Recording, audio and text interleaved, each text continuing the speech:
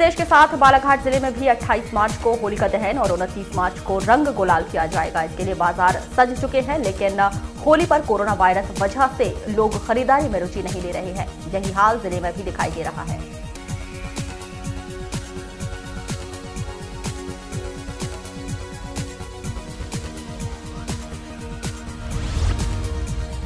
सीधी बस हादसे के बाद बालाघाट जिला परिवहन अधिकारी द्वारा 4 दिन तक लगातार बसों की अनियमितता पर कार्रवाई की गई, लेकिन अब रेवेन्यू वसूली में व्यस्त होने के कारण बताते हुए यह कार्रवाई बंद कर दी गई।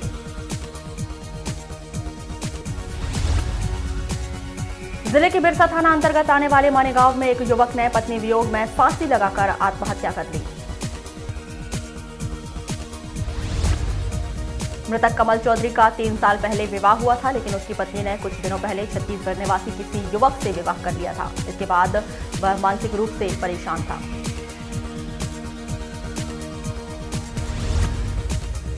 जिले के भीतर ऑनलाइन ठगी का सिलसिला थमने का नाम नहीं ले रहा है। परसवाड़ा में किराना व्यवसायी पीयूष जैन के साथ एक व्यक्ति द्वारा ऑनलाइन पेमेंट के नाम पर 70,000 की ठगी कर ली गई।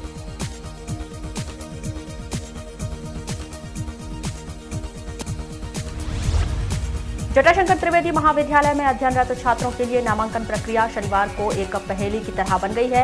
11 बजे नामांकन फीस 240 रुपए और 12 बजे फीस 2300 रुपए हो गई। एक घंटे के भीतर अचानक बढ़ी नामांकन फीस का छात्रों द्वारा विरोध किया गया। जटाशंकर त्रिवेदी महाविद्यालय के नामांकन प्रभारी ने इसे तकनीकी त्रुटि बताया।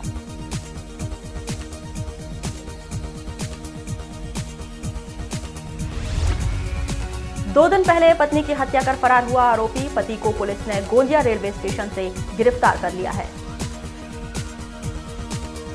कटंगी थाना क्षेत्र के अंतर्गत कोसमी निवासी सुरेंद्र सोनवाने ने अपनी पत्नी नंदिकी की चरित्र संदेह में डंडे से पीटकर हत्या कर दी थी और अपने दोनों बच्चों को लेकर फरार हो गया था।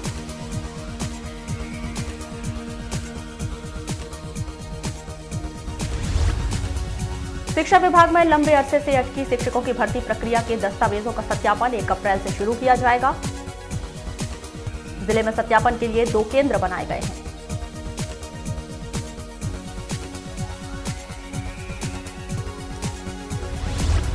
शिक्षक भर्ती अभ्यर्थियों के सत्यापन के लिए बालाघाट में बुनियादी प्रशिक्षण संस्थान डाइट और वीरांगना रानी दुर्गावती स्कूल को केंद्र बनाया गया है।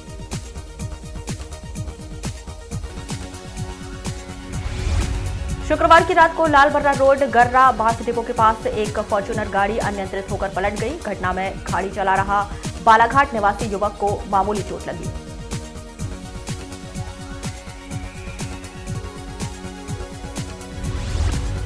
थैलेसीमिया और सिकल सेल बीमारी के जिले में बढ़े मरीज। जिला अस्पताल में 400 लोगों ने करवाया पंजीयन।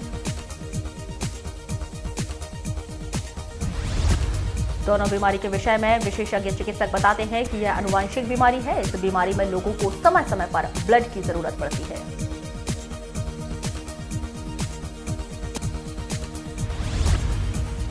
लालबर्रा थाना पुलिस अमोली निवासी साकिर शेख के घर से 98 नग मवेशी को जब्त किया गया है। पुलिस के अनुसार यह मवेशी कुछ दिनों में महाराष्ट्र कत्लखाने भेजे जाने की तैयारी चल रही थी।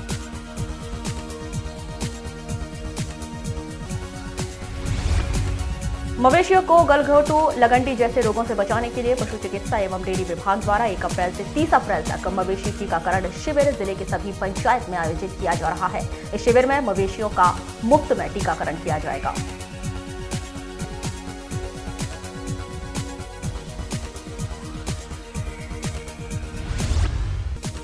बालाघाट जिले के भीतर शिक्षा व्यवस्था की मैदानी हकीकत का एक एनजीओ ने खुलासा कर दिया है। यह एनजीओ बीते 3 महीनों से लांजी और किरनापुर में मोहल्ला क्लास संचालित कर रहा था।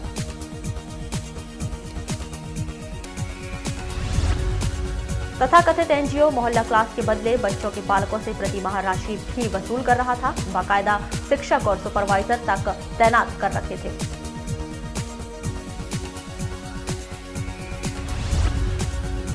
महीनों तक काम करवाने के बाद एनजीओ बेरोजगारों को धोखा देकर अचानक रफू चक्कर हो गया। इस बात की पुलिस से शिकायत स्वयं एनजीओ में काम कर चुके युवाओं ने की।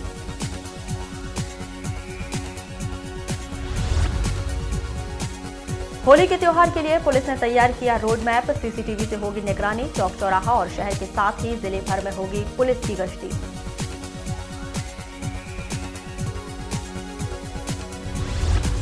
जबलपुर के रामनगर वाटर प्लांट के पास शुक्रवार की रात को ट्रक और डंपर के एक भीषण हादसे में पुलिस आरक्षक जयराज ठाकुर की मौत हो गई।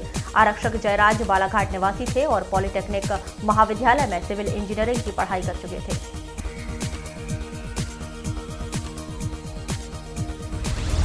आरक्षक जयराज ठाकुर वर्तमान समय में जबलपुर जिला पुलिस बल में तैनात थे। खनिज नाका से ड्यूटी के बाद घर लौटने के दौरान यह हादसा हो गया था।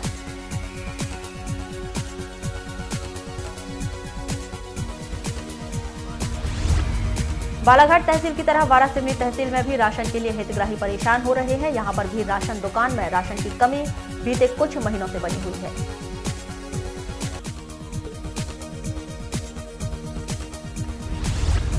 जिले में कोरोना संक्रमण का आंकड़ा लगातार बढ़ रहा है। 27 मार्च को 16 नए पॉजिटिव मरीज मिले हैं। इसके साथ ही एक्टिव मरीजों की संख्या जिले में 135 हो गई।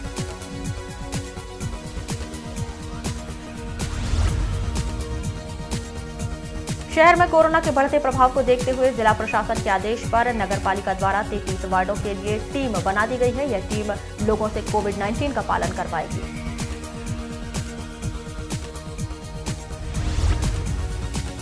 पत्नी के नाम पर मटेरियल सप्लाई का बिल लगाने वाले लालबर्रा जनपद पंचायत ग्राम पंचायत निर्जी के सचिव खिलेंद्र बिसेन को जिला पंचायत सीईओ ने निलंबित कर दिया।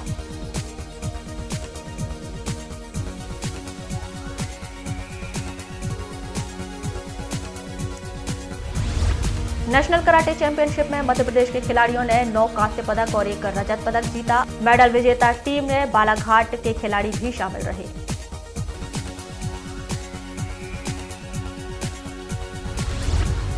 किरनापुर को जनपद पंचायत के मड़कापाल की ग्राम प्रधान कमला नागेश्वर को कलेक्टर दीपक आर्य द्वारा पंचायत में करवाए गए निर्माण में भ्रष्टाचार के मामले में दोषी पाते हुए पद से पृथक कर दिया है।